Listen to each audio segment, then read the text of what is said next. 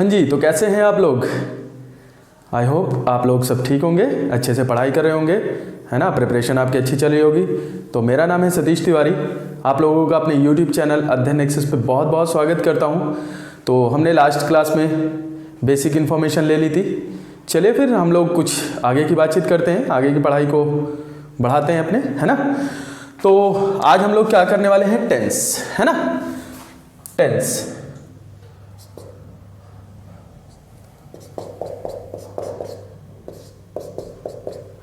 Tense. अभी tense क्या होता है?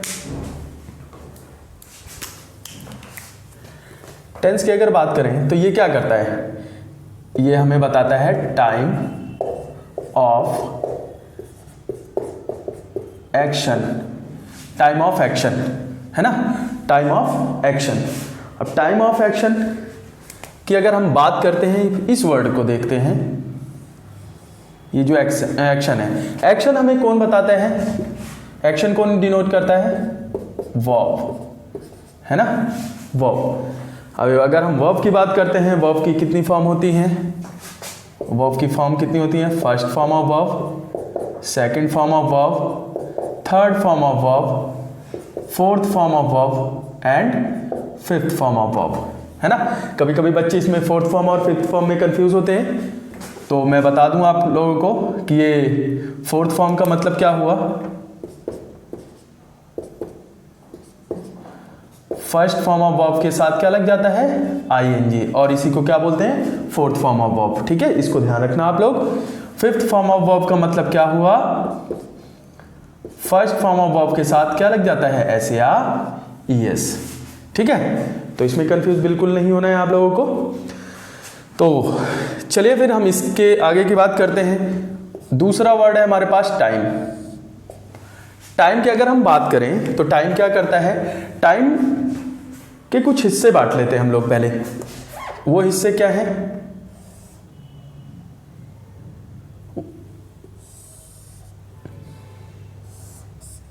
पहला है प्रेजेंट, ठीक है।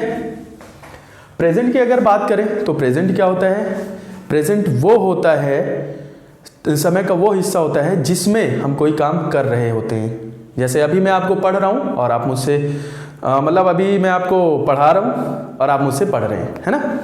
तो ये क्या है? प्रेजेंट। मतलब जब हम कोई चीज़ एक्सपीरियंस करते हैं उसी को कहते हैं प्रेजेंट। समय का ऐसा हिस्सा जिसमें हम कोई चीज़ एक्सपीरियंस करते हैं उसी को कहते हैं प्रेजेंट, ठीक है। अब जरा हम इससे थोड़ा और रिवर्स जाते हैं, ठीक है। तो रिवर्स जाते हैं तो हमारे सामने दूसरा हिस्सा आता है समय का, वो है पास्ट। पास्ट समय का वो हिस्सा है जिसमें हम कोई काम कर चुके होते हैं, है ना। कोई चीज़ एक्सपीरियंस कर चुके होते हैं, है ना, उसे क्या कहते हैं? पास्ट, ठीक है। एक तीसरी चीज हमारे सामने आती है,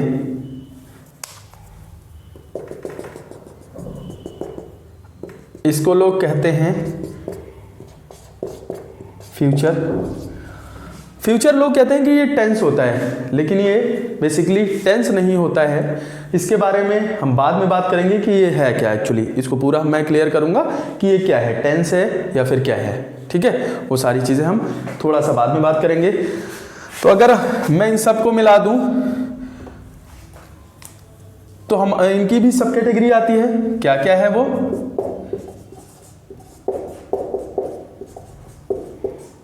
indefinite, continuous, perfect and perfect continuous,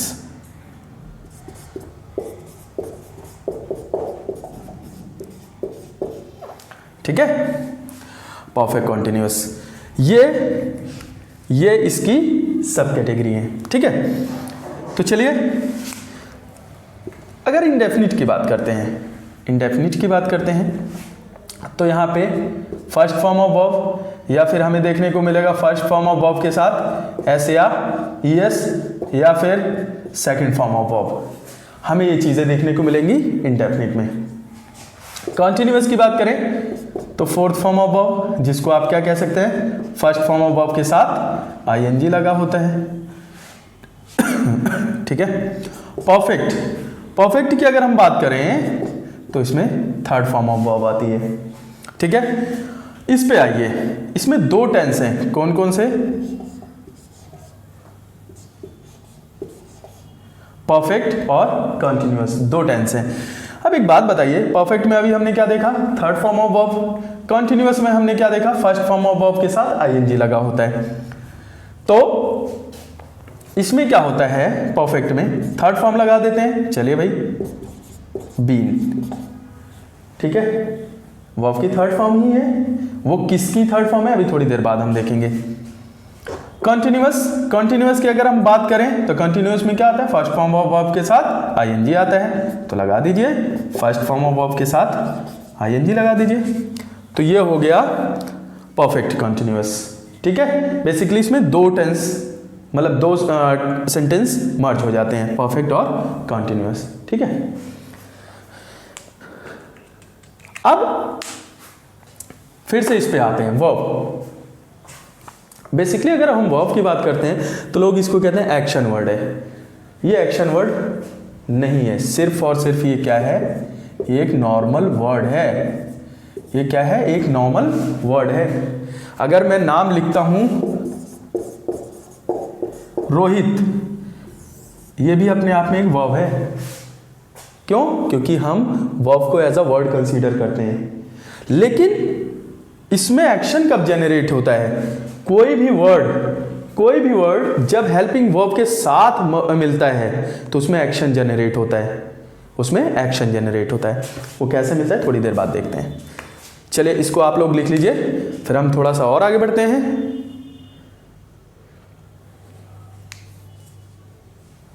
हाँ जी, तो आप लोगों ने लिख लिया होगा।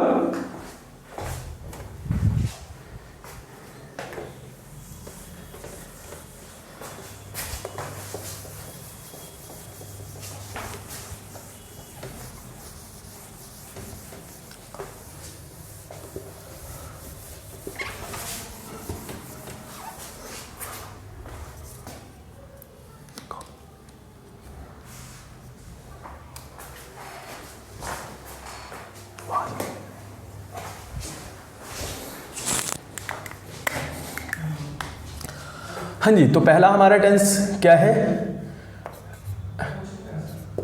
प्रेजेंट इंडेफिनिट, है ना? Present indefinite. तो अगर हम प्रेजेंट इंडेफिनिट की बात करते हैं तो प्रेजेंट इंडेफिनिट को हम कैटेगराइज कर लेते हैं।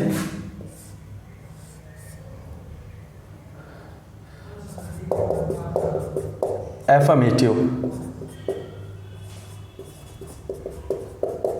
एफर्मेटिव, ठीक है, एफर्मेटिव।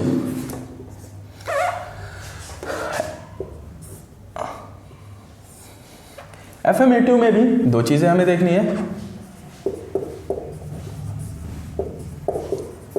सिंगुलर सब्जेक्ट, ठीक है, सिंगुलर सब्जेक्ट। सिंगुलर सब्जेक्ट की अगर हम बात करें तो इसमें क्या आता है? फर्स्ट फॉर्म ऑफ वर्ब के साथ एस या ईएस देखने को मिलता है। ठीक है, दूसरा क्या है? Plural, plural subject. इसमें क्या होता है? Only first form of verb देखने को मिलती है। ठीक है,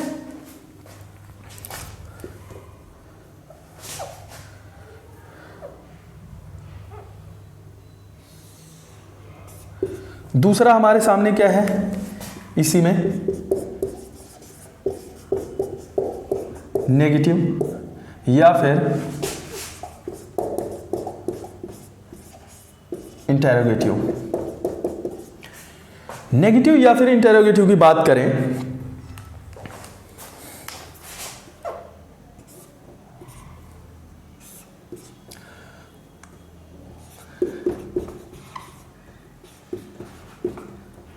सिंगुलर सब्जेक्ट,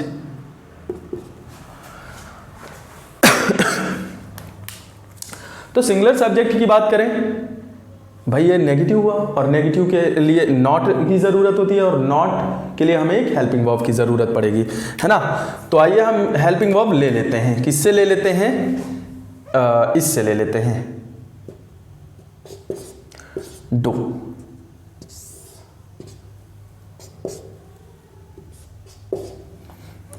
डू की फर्स्ट फॉर्म क्या होती है? डू। सेकंड फॉर्म क्या होती है? डिड।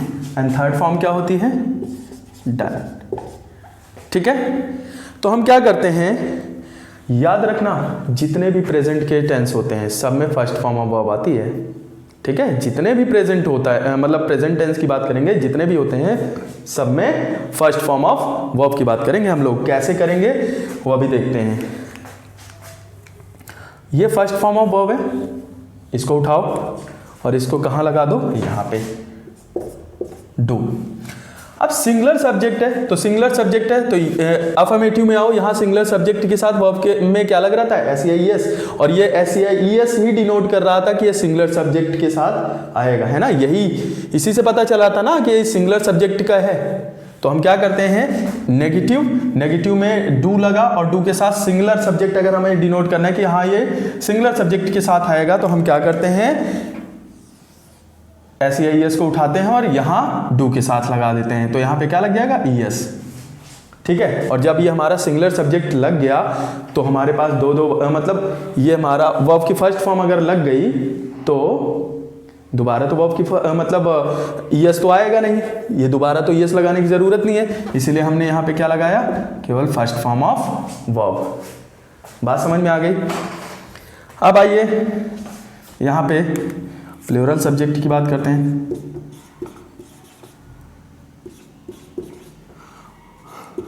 प्लूरल सब्जेक्ट की बात करें तो यहाँ पे केवल डू आएगा,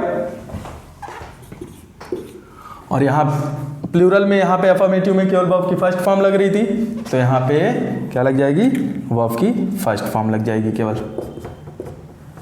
ठीक है, अभी मैंने कहा कि जितने भी प्रेजेंट टेंस होते हैं सब में वर्ब की फर्स्ट फॉर्म आती है, तो याद रखना है सब में वर्ब की फर्स्ट फॉर्म आती है। ठीक है, वो चाहे हेल्पिंग वर्ब हो या मेन वर्ब की बात करें, और मेन वर्ब में एक्शन कब जनरेट होगा? जब हेल्पिंग वर्ब के साथ वो मिलेगी। ठीक है, तो अगर मैं इसके एग्जाम्पल की बात करूं, एग्जाम्पल की बात करता हूं, तो एग्जाम्पल कर लेते हैं।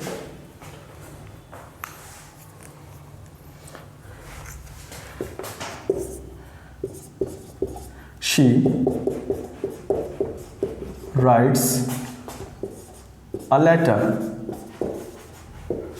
ठीक है, She writes a letter। अब देखिए यहाँ पे सब्जेक्ट कैसा है? सिंगुलर है। सिंगुलर सब्जेक्ट्स क्या क्या होते हैं? ही, शी, इट, दिस, दैट और एनीवन, नेम। वैसे ये चीज़ें आप लोगों को बताने की नहीं है, क्योंकि आप लोगों का लेवल इतना हाई होना चाहिए कि आपको सब्जेक्ट्स तो एटलीस्ट पता हो, है ना। बट फिर भी मैं बता देता हूँ कि सिंगुलर सब्जेक्ट ये होते हैं, और प्लूरल क्या होते हैं? I, we, you, they, these, those और मोर देन वन नेम। ये प्लूरल सब्जेक्ट होते हैं। ठीक है, तो ये सिंगुलर हुआ, और सिंगुलर के साथ क्या आता है? सिंगुलर सब्जेक्ट के साथ वर्ब की फर्स्ट फॉर्म आती है, और वर्ब की फर्स्ट फॉर्म के साथ क्या लगता है? SEIS। तो यहाँ पे वर्ब की फर्स्ट फॉर्म आई, है ना, और इसके साथ क्या लग गया? SEIS लग गया, है ना। अब अगर मैं इसी का अगर मैं बना लूँ नेगेटिव, तो क्या हो जाएगा? शी, और शी के साथ डू लगेगा, और ये सिंगुलर सब्जेक्ट है तो यहाँ पे क्या लग जाएगा? ES लग जाएगा, डज। ठीक है, फिर उसके बाद यहाँ पे राइट्स अ लेटर। कुछ आवाज आ रही है ना। यहां भी ES लगा दिया, यहां भी S लगा दिया, और यहां भी S लगा दिया, तो ये S नहीं आएगा। क्यों? क्योंकि यहां पे पहले से ऐसे ES हमने लगा दिया है। ठीक है, सॉरी। अब एक प्लूरल का बना लेते हैं हम लोग, है ना। They go to market, they go to market. अब देखिए ये प्लूरल है, मैंने अभी बताया था I, we, you, they, these, those, ठीक है, I we you they these those ये सारे प्लूरल में आते हैं, और प्लूरल के साथ हमेशा क्या होता है, प्लूरल के साथ केवल और केवल फर्स्ट फॉर्म ऑफ वर्ब का यूज करते हैं। तो ये प्लूरल था, इसीलिए केवल first form of verb I. ठीक है, अब अगर मैं इसी का बनाऊं इंटरोगेटिव,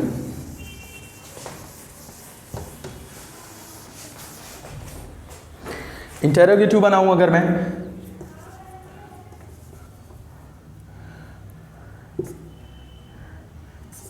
डू दे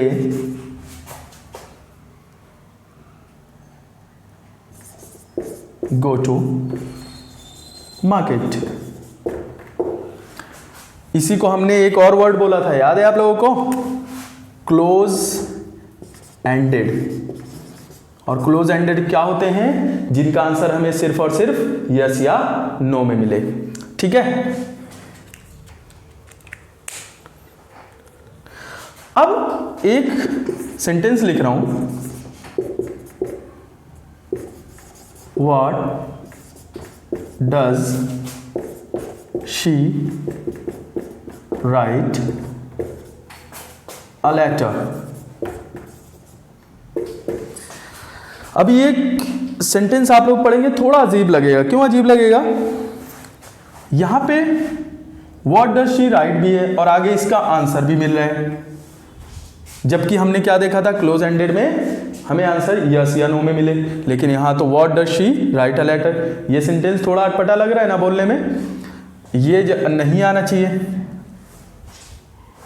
ऐसे क्वेश्चन बड़े लेवल के जो एग्जाम्स होते हैं, एफ कैट हो गया या फिर हमारा आ जाता है कैट मैट, उन एग्जाम्स में ये आता है और पूछते हैं कि ये कौन सा सेंटेंस है, और ऐसे ही ये कौन सा सेंटेंस है या फिर कौन सा क्वेश्चन है, और ऐसे ही क्वेश्चन को बोला जाता है रेटोरिकल क्वेश्चन। याद रखना, ऐसे क्वेश्चन को बोला जाता है रेटोरिकल क्वेश्चन। ठीक है, रेटोरिकल क्वेश्चन क्या होते हैं, जो सिर्फ और सिर्फ ऐसे क्वेश्चन जो सिर्फ और सिर्फ अटेंशन गेन करते हैं, दैट्स इट। ऐसे क्वेश्चन जो सिर्फ अटेंशन गेन करते हैं उन्हीं को कहा जाता है रेटोरिकल क्वेश्चन। ठीक है, बट बेसिकली हमें एक वर्ड पे ध्यान देना है अपने कॉम्पिटिटिव लेवल पे, वो है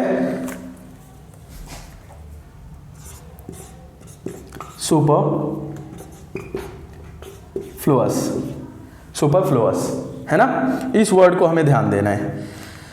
सुपरफ्लुअस का मतलब क्या होता है, इसका बेसिकली मतलब होता है out of control. Out of control, कोई चीज जब आउट ऑफ कंट्रोल हम बोलते हैं तो उसी को कहा जाता है सुपरफ्लुअस। जैसे मैं आपके सामने कहूं, अरे चीनी तो बहुत मीठी है, भाई साहब चीनी मीठी ही होती है। अब मैं आपसे कहूं कोल्ड ड्रिंक तो बहुत ठंडी है, मैं कोल्ड ड्रिंक भी बोल रहा हूं और ठंडी भी बोल रहा हूं, कोल्ड ड्रिंक तो ठंडी ही होती है, इसीलिए उसका नाम कोल्ड ड्रिंक है। तो ऐसे वर्ड्स को क्या बोलते हैं, सुपरफ्लुअस। दूसरा, मैं आपके सामने कहूं, अरे पानी तो बहुत गीला है आप भी कहेंगे पानी तो गीला ही होता है ना। तो ऐसे वर्ड्स को क्या बोलते हैं, ऐसी चीजों को क्या बोलते हैं, सुपरफ्लुअस। ठीक है, जब हम कंट्रोल से बाहर कोई चीज फ्लो होने लगती है उसी को बोलते हैं सुपरफ्लुअस। आई होप कि आपको समझ में आ गया होगा। चलिए, इसको आप नोट करना चाहें तो कर सकते हैं।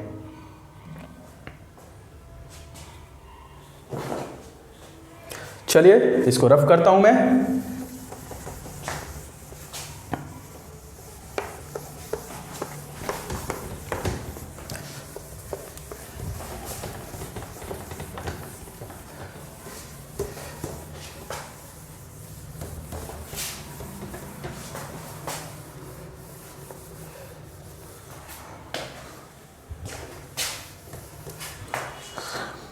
दूसरा टेंस हमारा आता है प्रेजेंट कॉन्टिन्यूअस। ठीक है, प्रेजेंट कॉन्टिन्यूअस की अगर हम बात करते हैं तो ये क्या होते हैं, इसमें एक हेल्पिंग वर्ब हमें लेना पड़ेगा। ठीक है, तो हेल्पिंग वर्ब ले लेते हैं। इसके पास आओ, ये क्या है, बी।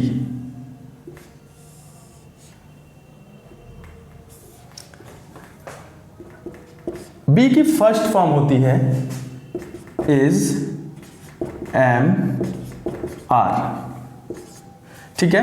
बी की सेकंड फॉर्म क्या होती है, वाज वर, और बी की थर्ड फॉर्म क्या होती है, बीन, ठीक है। जैसा कि मैंने आपसे कहा था कि जो हमारा प्रेजेंट टेंस होता है वो वर्ब की कौन सी फॉर्म पे वर्क करता है, फर्स्ट फॉर्म पे, तो हम क्या करेंगे, केवल फर्स्ट फॉर्म उठाएंगे, ठीक है।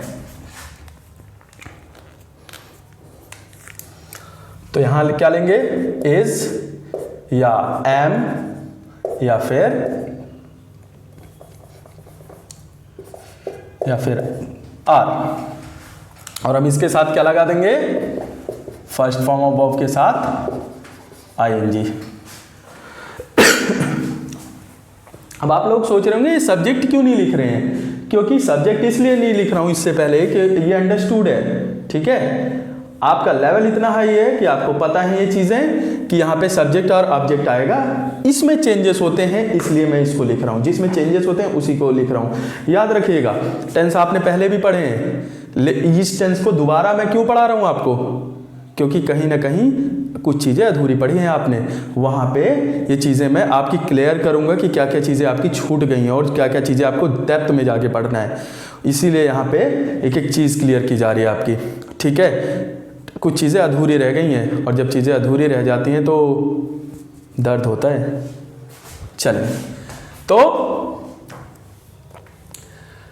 इज एम आर, अच्छा इसकी अगर हम बात करते हैं, इसकी बात करते हैं तो ये सिंगुलर सब्जेक्ट के साथ यूज होता है, ये केवल और केवल आई के साथ यूज होता है, और ये प्लूरल के साथ। सिंगुलर सब्जेक्ट्स के साथ इज यूज होता है, केवल और केवल आई के साथ एम यूज होता है, और प्लूरल सब्जेक्ट्स के साथ आर यूज होता है, ठीक है। तो अगर हम इसके एग्जाम्पल की बात करते हैं,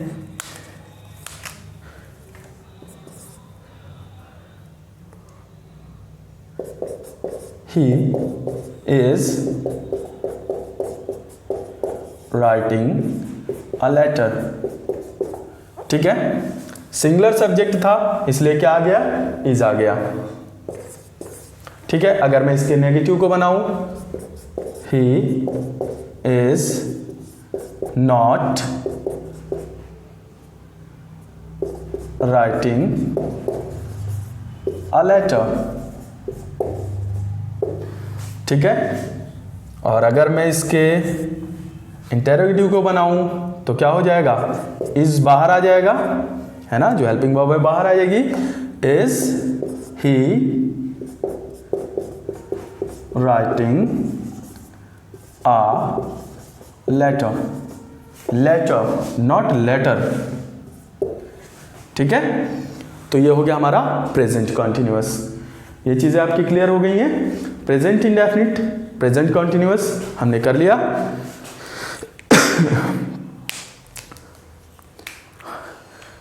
तो याद रखना, हमें टेंस अच्छी तरह आने चाहिए, क्योंकि हम इंग्लिश में आगे बढ़ने के लिए हमारा एटलीस्ट फाउंडेशन स्ट्रांग होना चाहिए। फाउंडेशन अगर स्ट्रांग नहीं है तो आगे चल के हमें दिक्कत होगी। किस में दिक्कत होगी, अगर आपको टेंस क्लियर नहीं होता तो आपको दिक्कत होगी एबीपीवी में, आपको दिक्कत होगी नरेशन में, और आपको कहीं ना कहीं दिक्कत होगी क्वेश्चन टैग में, ठीक है। मतलब जितना भी आपका ट्रांसलेशन पावर है वहाँ पे प्रॉब्लम आएगी अगर आपका ये पोर्शन वीक रह गया। तो इसमें आप लोगों को बहुत अच्छे से मेहनत करना है, एक एक चीज़ क्लियर करना है, और हाँ सिर्फ और सिर्फ एक बार पढ़ना है, बार बार नहीं। मतलब एग्जाम के लिए एक ही बार पढ़ना है और एक बार में आपको वो स्कोर लाना है। और हमेशा जब पढ़ाई करना तो माइंड में ये रहना चाहिए कि टॉपर बनने के लिए पढ़ना है, सिर्फ और सिर्फ हमें कट ऑफ में आने के लिए नहीं पढ़ना है। कट ऑफ में आने के बाद तो वो तो आप आ ही जाएंगे, लेकिन अगर आपके मन में कहीं ना कहीं ये है कि टॉपर बनने के लिए पढ़ना है तो याद रखना रैंक लाएंगे आप लोग। और हमें पढ़ना किसके लिए है, प्रीलिम्स में हमें क्या चाहिए, 50 आउट ऑफ 50, ये दिमाग में रहना चाहिए। और मेंस में हमें 200 आउट ऑफ 200, ठीक है। मैं आपका प्रीलिम्स प्लस मेंस ये दोनों के लिए पढ़ा रहा हूँ, ठीक है। जैसे जैसे हम क्लास को आगे बढ़ाते जाएंगे आपको ये चीज़ पता चलती जाएगी कि हाँ हम लोग प्रीलिम्स और मेंस दोनों के लिए पढ़ रहे हैं। कोई भी दिक्कत आ रही है, कोई भी प्रॉब्लम आ रही है, कमेंट बॉक्स आपके पास है, कमेंट करिए। और कोई भी प्रॉब्लम है, जरूरी नहीं है कि एक बार आपने पढ़ा और समझ में आ जाए, नहीं समझ में आया कमेंट करिए, मैं दोबारा पढ़ाऊंगा। पूरा फिल आपको ऑफलाइन कोचिंग वाला आएगा। कमेंट करिए, आप कोई चीज़ समझ नहीं आ रही है मुझे तुरंत कमेंट करिए कि सर मुझे ये चीज़ समझ नहीं आई, दोबारा बताऊंगा मैं, जैसे ऑफलाइन कोचिंग में बताया जाता है। भले आप लोग घर पे बैठ के पढ़ रहे हैं, ये मेरी जिम्मेदारी है, आपको एक एक चीज़ क्लियर कराऊंगा। अगर नहीं समझ में आई तुरंत कमेंट करिए, सर यहाँ पे प्रॉब्लम है, मैं तुरंत उस चीज़ को फिर से एक्सप्लेन करूंगा, ठीक है। तो फाउंडेशन आपका स्ट्रांग होना चाहिए, फाउंडेशन स्ट्रांग कीजिए। अगली क्लास में हम परफेक्ट की बात करेंगे, ठीक है। पूरा टेंस कंप्लीट करने की कोशिश करेंगे जल्दी से जल्दी। तो ठीक है, फिर आप लोग अच्छे से पढ़ाई करिए। और सर्दी आ चुकी है तो रजाई लेके मत बैठिए, क्योंकि उसमें नींद आएगी और पढ़ाई नहीं कर पाएंगे आप लोग। तो अच्छे से पढ़ाई कीजिए और पेपर की तैयारी कीजिए, क्योंकि टाइम आपके पास बहुत कम है। तो चलिए मिलते हैं फिर अगली क्लास में, कुछ और लेवल को बढ़ाते हुए मिलेंगे फिर अगली क्लास में। चलिए ठीक है, फिर मिलते हैं अगली क्लास में। नमस्कार, जय Hind, take care, thank you.